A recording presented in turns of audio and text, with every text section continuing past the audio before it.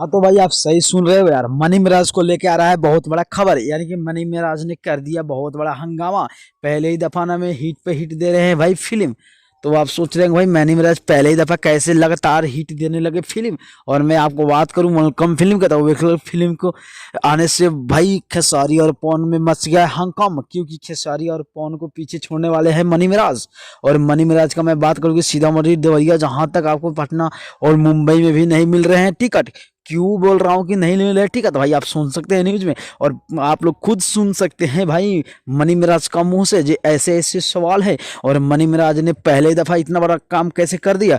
भाई मनी मिराज को जो कहते हैं स्ट्रगल करके बड़ा बने हैं इंसान, तो सच में यार बहुत ज्यादा स्ट्रगल किए हैं मनी मिराज।